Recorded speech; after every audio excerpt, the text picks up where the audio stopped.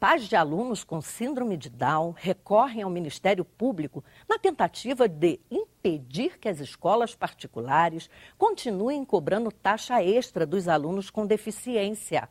A prática é considerada ilegal e fere, além da Constituição brasileira, uma determinação do Conselho Nacional de Educação. Mesmo assim, algumas escolas particulares de Brasília insistem em fazer a cobrança. A Federação Brasileira das Associações de Síndrome de Down considera a cobrança um abuso.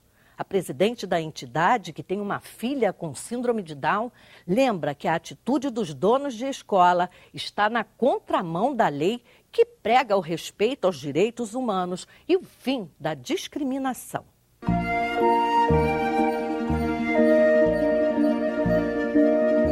Lia é uma menina alegre, curiosa e muito carinhosa. A mãe que o diga. Às vezes as pessoas me perguntam o que é ter um filho com síndrome de Down.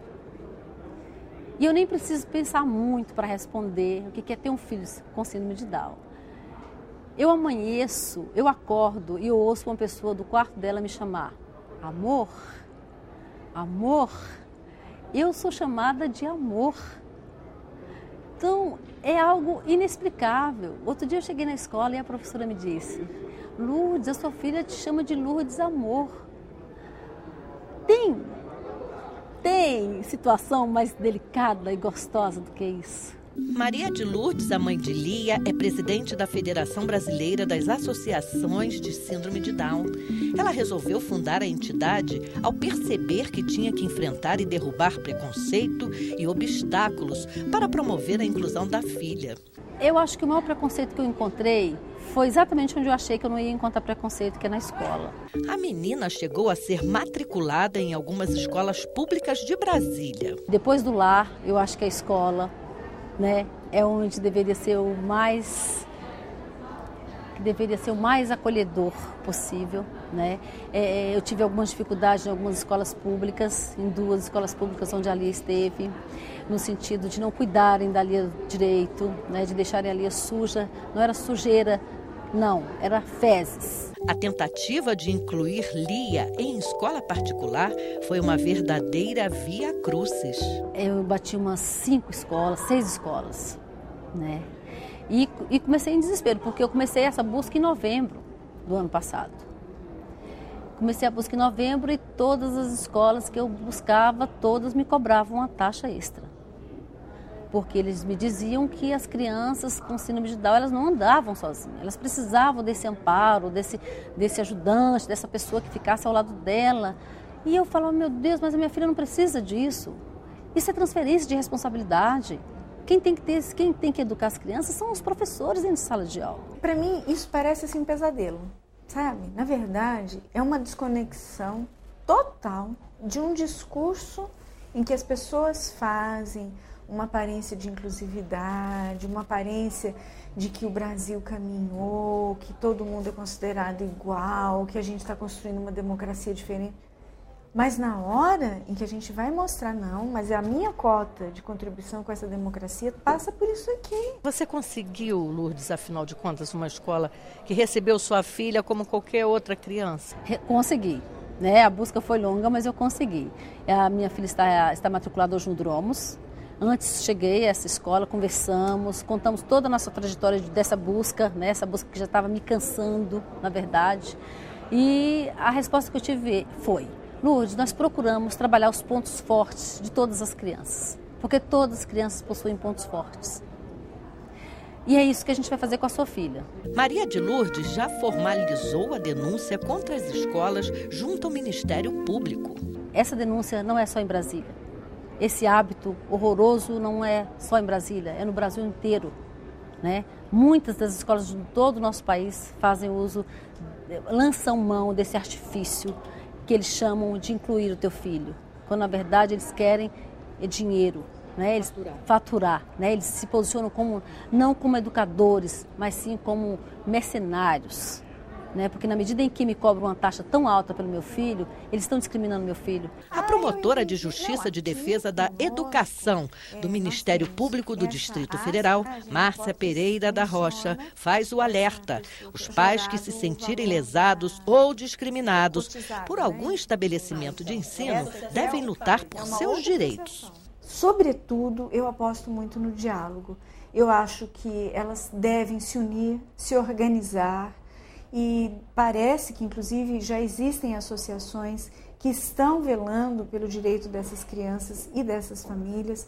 E com essa movimentação, a União poderá fazer com que um diálogo entre esses dois polos, que hoje parecem antagônicos, mas que não pode se continuar assim, terá uma solução. Eu acredito que o diálogo franco e muito justo será a melhor solução. Um conselho que eu dou para os pais: não desistam não, sabe? A gente não pode desistir, a gente não pode baixar a cabeça, até porque somos cidadãos, pagamos nossos impostos, como todas as demais pessoas, né? Então, diante disso, você tem que ir atrás dos seus direitos, sim. Reivindicação de, meu filho tem... Não importa, a escola tem que dar o jeito dela. A Proeduc analisará cada caso para decidir que atitude tomar e acabar com a irregularidade nas escolas. Nós não podemos mais conceber uma ideia de voltar a um momento em que nós estamos fazendo uma política segregacionista, ou achando que não é meu esse ônus, isso aqui não me pertence. O que pertence à escola é estar preparado para receber todos os alunos. Todos aqueles que forem à escola, se matricularem dentro da idade, eles devem ser atendidos naquele fórum onde o particular, no caso, que é o assunto que nós estamos lidando mais diretamente nesse caso, está autorizado a prestar o serviço educacional. Ele está atuando em nome do Estado, porque a educação é uma garantia de um direito fundamental da pessoa. É necessário que se fiscalize, né? Essa fiscalização tem que existir, uma vez que existe uma lei que diz que não pode. Se não pode, alguém está infringindo uma lei. E quando a gente infringe alguma lei, tem que ter algum tipo de penalização. E é preciso que isso ocorra. Todos os alunos terão o direito de ter a escolha livre para acesso à escola, e a escola tem que estar preparada para receber este aluno. Na medida que nós mudamos esse raciocínio, nós vamos realmente fazer uma construção de uma sociedade mais igualitária, porque senão nós vamos ficar só num discurso. Está impresso no artigo 205 do capítulo 3 da Constituição Federal que a educação é um direito de todos. O inciso 1º ressalta a igualdade de condições e permanência de qualquer aluno na escola. A Ordem dos Advogados do Brasil, do Distrito Federal, pede esclarecimentos das escolas que cobram de forma ilegal taxa extra pelo aluno que apresenta alguma síndrome. A OAB se posiciona de forma contrária à cobrança dessas taxas extras para os alunos com as deficiências, sejam elas quais forem, seja síndrome de Down ou outra deficiência qualquer. A OAB entende que cobrar a taxa extra para um aluno especial estudar já é um início de forma de segregação, de discriminação. Então, a nossa posição enquanto a instituição, enquanto advogado, nós somos contrários à cobrança dessa taxa. O presidente da Subcomissão de Educação da OAB, o advogado Charles Roberto de Lima Júnior, afirma que a OAB irá investigar as escolas denunciadas.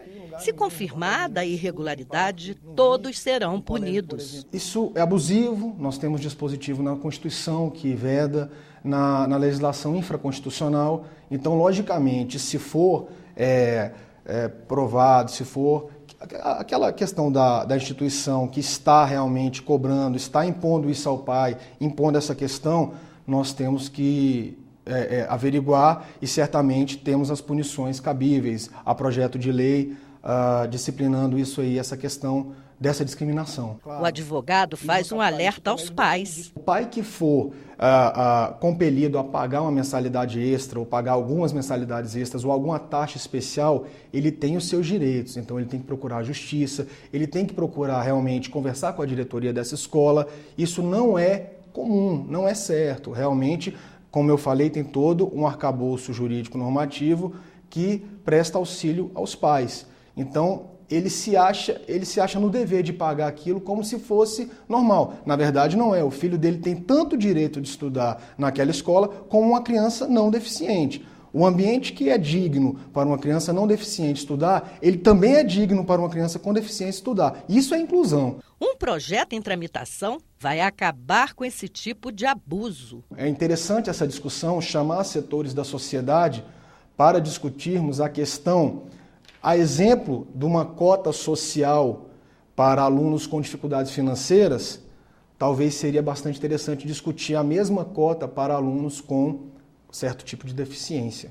Porque, no meu entender, essa família já é sobrecarregada com cuidados especiais, com, muitas vezes, alimentação especial, com babás, com tutores, e, além disso, a família ainda, às vezes, tem que desembolsar uma quantia significativa mensal para custear um educador.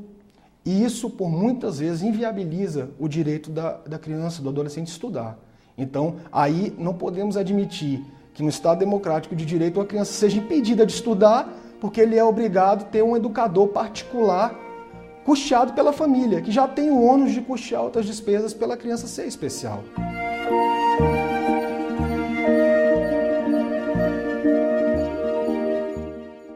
Agora, uma boa notícia. Uma parceria firmada entre a APAE e a Universidade de Brasília resultou na capacitação de um grupo de aprendizes com síndrome de Down para trabalhar como higienizadores de livros. Qualificados para o serviço, hoje eles trabalham na Biblioteca do Senado. Graças ao empenho desse grupo da APAE, todo o acervo cultural está passando por um processo rigoroso de higienização, conservação e reparo. A iniciativa do Senado em contratar esses profissionais visa também a geração de trabalho e renda para pessoas com deficiência.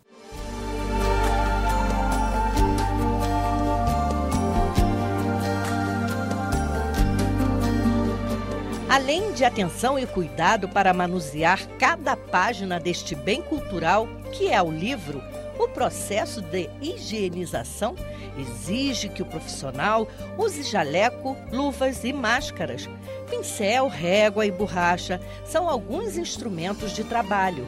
Capricho e carinho não faltam quando o assunto é deixar cada página bem limpa. Você limpa o livro? Limpo. O que você encontra de mais sujo no livro? É o pó, a sujeira. As pessoas rabiscam também? Também. E é feio, né, rabiscar livro? É feio. E o que mais que você faz? Eu passo aquilo ali no paninho para ficar bem limpo. Este é o primeiro emprego de Felipe, que tem 34 anos. O salário que recebe no final do mês complementa a renda da família. Duro para minha mãe para pagar as contas, duro para poder comprar o meu lugarzinho que eu vou se mudar quando eu tiver. Quando eu for como se fala o nome, se aposentar. Segundo a instrutora, eles realizam um trabalho extremamente profissional e a convivência com eles é muito agradável. É uma coisa muito prazerosa. Vou falar uma coisa, não existe rotina. Cada dia, cada semana tem uma novidade. A instrutora Karumi elogiou a iniciativa do Senado em contratar trabalhadores com síndrome de Down para trabalhar em sua biblioteca. Eu acho fantástico. A gente precisava de uma oportunidade de ter um espaço, né, para que eles realmente pudessem mostrar a cidadania deles, né? Então foi fantástico. Eu realmente tenho muito a agradecer essa oportunidade. Simone Vieira, diretora da biblioteca, ressalta a qualidade do trabalho e a dedicação do grupo de higienizadores de livros contratados pelo Senado. São 8 profissionais, podemos dizer sim profissionais, que receberam um treinamento adequado para a parte de higienização e pequenos restauros de livro. Eles foram treinados na Universidade de Brasília, são jovens com síndrome de Down, que com um trabalho repetitivo de primeira qualidade, eles podem realmente exercer uma profissão. Eu gosto do meu trabalho, minha profissão, fazer higienização de livros aqui na mesa, que eu gosto daqui do trabalho. Meu sonho era trabalhar aqui no Senado. A conservação de um acervo numa biblioteca é uma coisa muito importante, porque ela funciona como uma medicina preventiva. Quando a gente higieniza as obras, a gente está evitando que futuramente essas obras tenham que ser restauradas, que é um processo muito mais dispendioso e mais demorado. Desde 2010 que a gente conta com a equipe da APAI aqui na biblioteca fazendo a higienização desse acervo, que é, na verdade, a limpeza folha a folha de cada documento que a gente tem na biblioteca, cada livro, cada revista, cada jornal. A participação da equipe da biblioteca nesse projeto é muito importante porque a gente está apoiando um projeto de inclusão social ao mesmo tempo que a gente está vivenciando esse processo, que é um processo muito rico. O trabalho que eles fazem é um trabalho de alta qualidade, mas a convivência com eles no dia a dia é uma coisa muito importante para a gente também, a gente aprende muito todos os dias.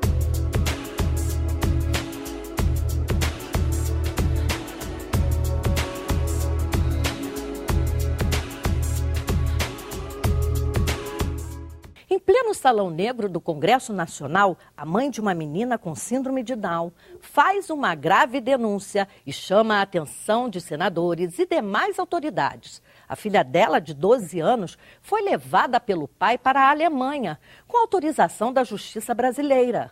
A guarda da menina foi concedida ao ex-marido. A mãe, que é brasileira, conta que a menina foi retirada de casa numa operação policial e repatriada logo em seguida.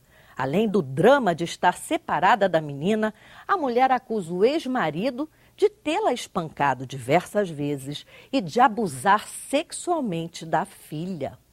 Ela contesta a decisão do juiz brasileiro que concedeu a guarda e pede ajuda dos senadores para trazer a filha de volta. Eles declararam minha filha órfã de mãe viva. Isso é um recado, eu não aceito. Eu vim a Brasília com o intuito único de pedir por justiça, de pedir por uma audiência com a ministra Maria do Rosário, da Secretaria de Direitos Humanos. Eu não aceito ficar sem a minha filha. Eu vim a Brasília para lutar por isso e eu viria até o fim do mundo. Helena é minha filha e a mãe dela está viva. Eliana não vê a filha há meses. Ela saiu do país com ordem do juiz, Dr. Fernando, da Primeira Vara Federal de Jundiaí, sem que me dessem sequer o direito de me despedir da minha filha. Depois disso, eu falei com ela ao telefone em 2 ocasiões, apenas. A justiça alemã considerou o sequestro uma viagem que ela fez ao Brasil com a filha. Alegando que eu tinha sequestrado a menina, apesar de que eu tenho documento de autorização de viagem quando eu vou sair do país, eles decretaram uma ordem de prisão preventiva contra mim, com o único intuito de me impedir de voltar a ter contato com a minha filha.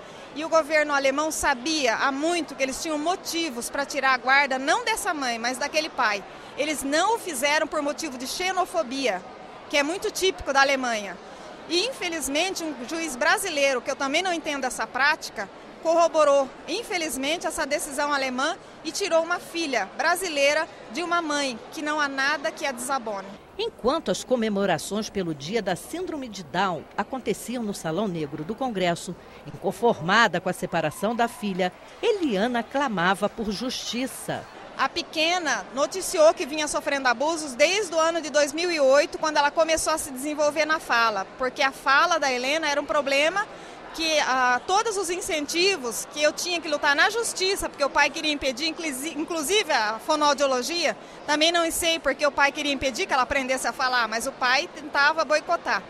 A Helena falou tardiamente, com frases completas, apesar de muito bem desenvolvida. E quando ela começou a falar sobre isso em 2008, eu procurei diversos institutos que apoiam e que ajudam com casos de crianças que sofreram abusos.